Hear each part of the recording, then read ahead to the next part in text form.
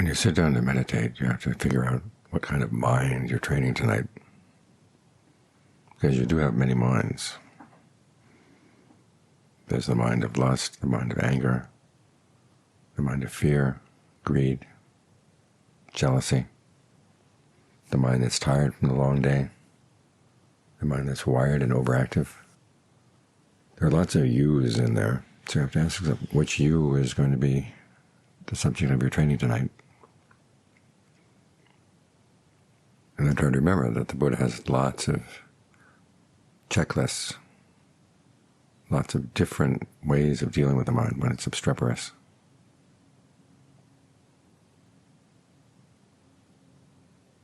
In terms of the 7 factors for awakening.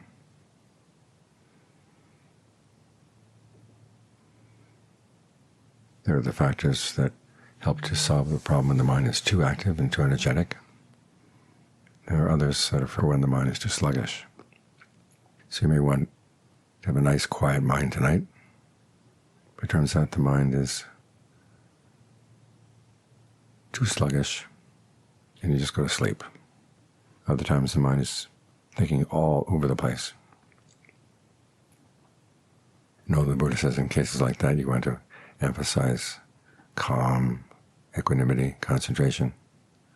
I've also found there are times that if the mind is going to think, well, give it something good to think about.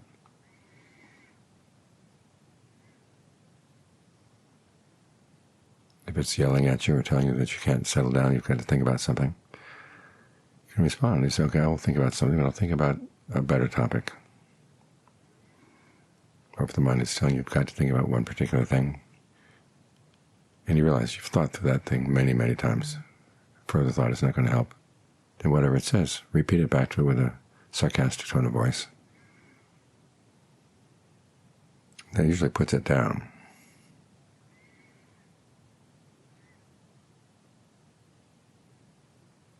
That's for things to think about. This is where we get into the Buddha's 5 ways of dealing with distractions.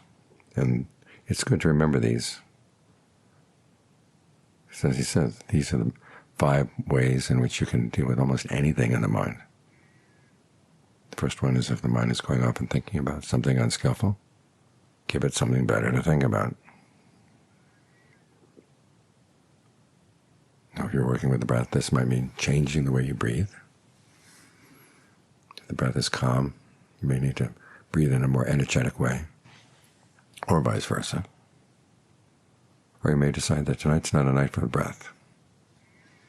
If the problem is lust, well, you can think about the different parts of the body. Make a thorough survey. Think of taking them out of your body and putting them on the floor in front of you. Because as the Buddha said, lust starts with being attracted to your own body and then goes to somebody else. So we'll work with your own body first. Ask yourself, when you are lusting for somebody, which part of the body is it?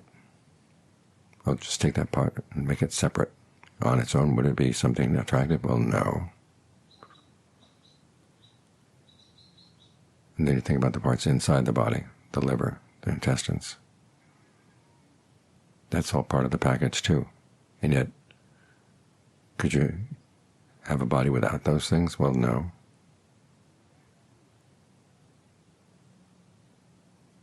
Think about this in different ways. Sometimes, of course, the problem with lust is not the object of the lust, it's the stories you tell around it. Part of the stories get their attraction from the object, and part of them have their attraction in how you play a role in those fantasies. So try to poison the fantasy.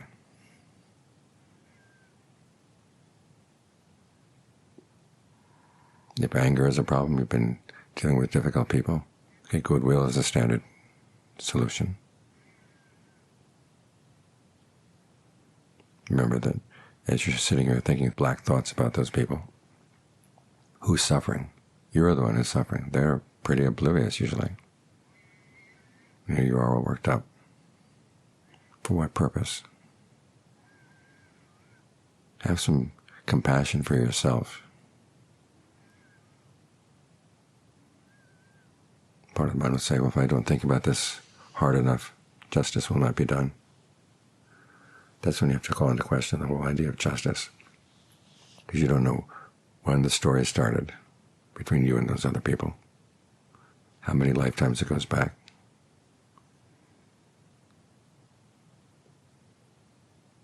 It's a bad game either way. Whoever's coming ahead in the game, it's a bad game, and I'll just pull out.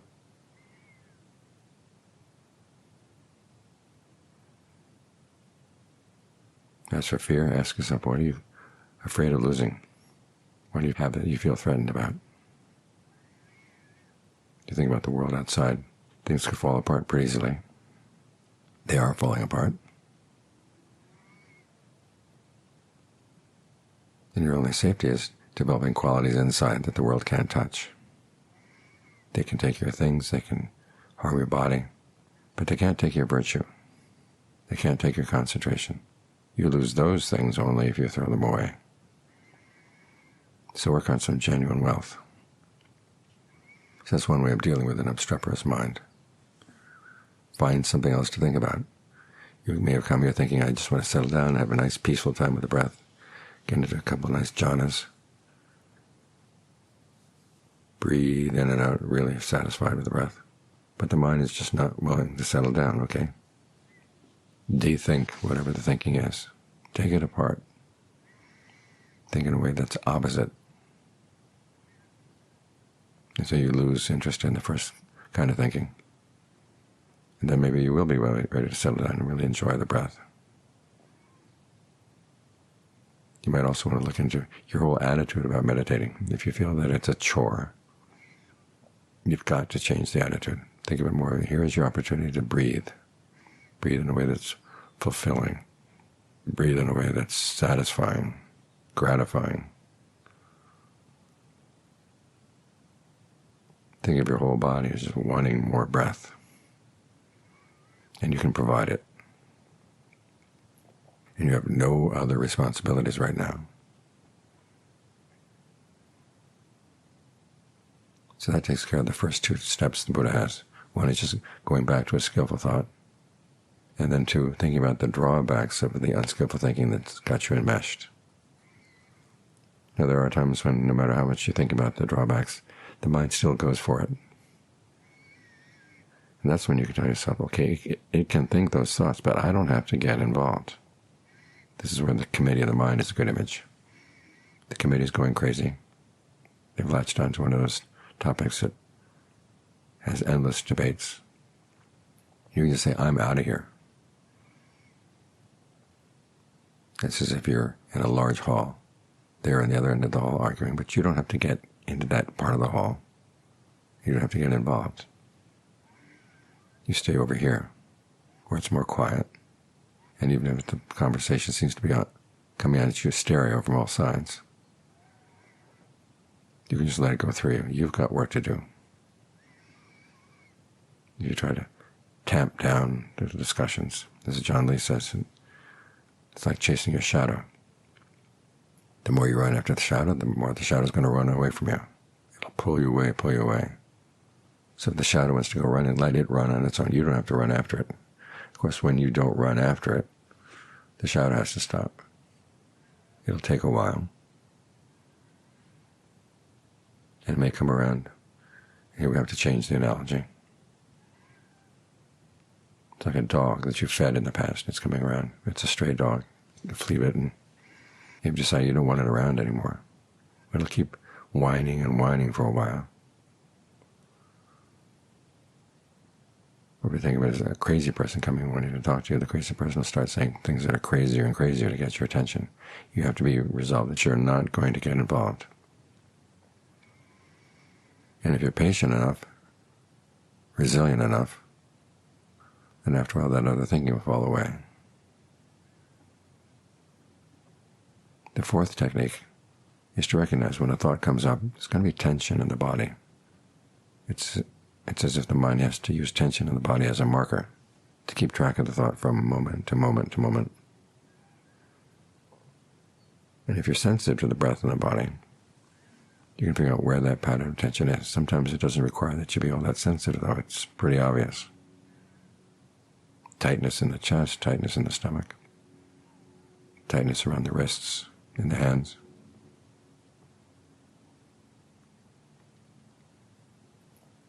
Wherever the tension is, breathe through it. Disperse it. Think of each breath flowing right there, right there, right there. Say it's in your wrists. You don't have to think of the breath flowing down the arms to the wrists. Have it flow right into the wrists and right through the other side.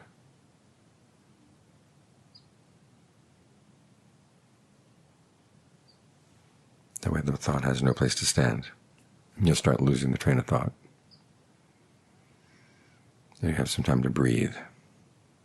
And of course the fact that it feels really good to relax those patterns of tension will remind you breathing meditation really can be fun. It can be enjoyable.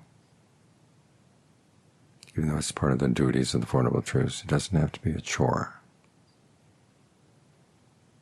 There are lots of duties that you can learn how to enjoy. The fifth approach is to stamp down on the thoughts. Buddha's images of two strong men beating down a weaker man. He says to press your tongue against the roof of your mouth and just tell yourself, I will not think that thought. This is where having a meditation word that you repeat rapid fire like a machine gun is useful. Bhutto, bhutto, bhutto, really fast. You may tell yourself you don't like that kind of meditation. It feels like you're applying a sledgehammer to your mind. Well, sometimes the mind needs a sledgehammer.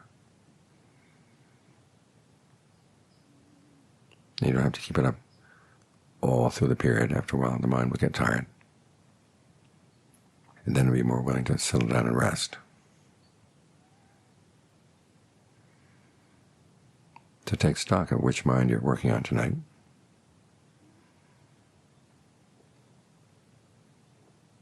And use some of the Buddha's checklists.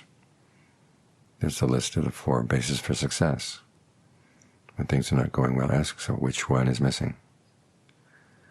If you sit down telling yourself, well, I have to sit down because it's time to sit down, there's no real desire to sit down. Talk to yourself for a while to remind yourself of why it's good to be meditating. Learn to generate desire. That's part of a right effort. Generating the desire to do this. See, this is a rare opportunity. You've got time, you've got the ideal place.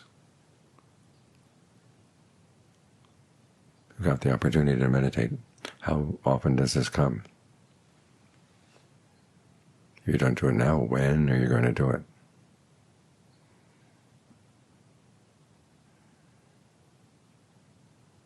So if the desire is weak, strengthen it. If the desire is too strong, you want to sit down and say, I want to gain at least the third jhana tonight. Remind yourself, if you're going to get the third jhana, you've got to get the causes right. And what are the causes? They don't lie in thinking about the third jhana. Jhana is not the topic of jhana. The topic of right concentration is your breath. So channel all your interest into the breath. Channel your desire into the breath. And whether you gain this or that level of concentration, that's not the issue. You want to make sure that you get your attention on target and keep it on target. That's how you get results. The same with the other basis for success. Are you being persistent enough? Sometimes you put away a thought, it goes away for a while, and it comes back again. You put it away and it goes back again, and you begin to feel that you're going to lose out to it. You've got to show you're more determined than it is. So you keep at it. Every time it comes up, you put it away. It comes up, put it away. If you tell yourself, I want to be quiet, I don't have to be struggling like this. We're not going to get to the quiet until you really are sincere in your struggle. As for intent, are you really paying attention or are you just going through the motions? And your powers of analysis. Sometimes you try to analyze things too much, too quickly. You have 2 or 3 breaths and you check, is this going well? Well, give it some more time. If you're trying out different kinds of breathing, give them each a time to show that they can have an effect on the body. Some ways of breathing will be obviously unpleasant, unskillful. Others, it'll take a while.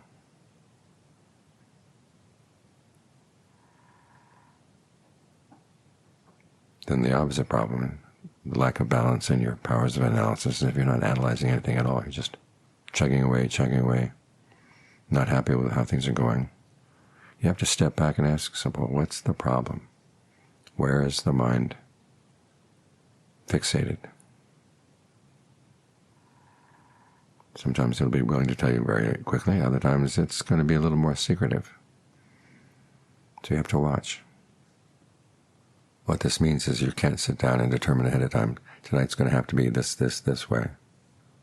You have a plan, but you also have to be prepared for the fact that the mind you thought you were going to train is not here tonight. You've got another mind. And when you begin to realize, okay, you have a certain repertoire of minds, and you begin to develop a repertoire of techniques, that's when the meditation goes better.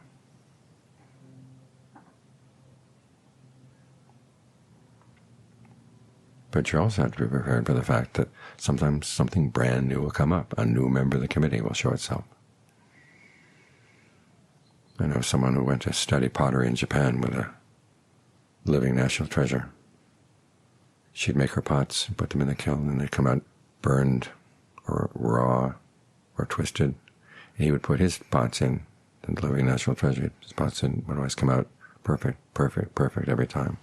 Until one day she came early in the morning. They had just opened the kiln, and it turns out his pots had burned. So even a living national treasure can make mistakes. But how he responded to the mistake was the important thing. He was in the kiln trying to figure out what had gone wrong. So that's what mastery is. It doesn't mean that you've got every situation nailed down all the time. It does mean, though, that when something goes wrong, you don't get knocked off by it, knocked off balance. You're trying to figure out what went wrong. You're always ready to improve your skill, expand your skill, so it can deal with a wider and wider range of situations. Just think about it when you're going to die. You don't know how you're going to die. You're going to die on the side of the road, die in a hospital, die at home, after a long illness, die suddenly. You don't know. So you have to be prepared for all kinds of possibilities. So sitting here meditating and different possibilities come up. The possibility of a lustful mind one night, the possibility of an angry mind the other night, the possibility of a mind that just is tired of meditating another night. Master those possibilities first. Then you'll be ready to master some of the bigger ones, the more challenging ones. The important thing is you don't let them get you down. There's no problem in meditation that somebody hasn't solved it someplace. So when a new problem comes up, ask yourself, somebody's done this before, mastered this before. How could that possibly have happened? When you believe there's a way out, then you're going to find it. It's like being lost in the forest. If you believe there's no way out, then you're going to give up with the slightest challenge. If you tell yourself there must be a way out, I've got my way in here to begin with, there must be a way out, you always keep open the possibility that you can get out.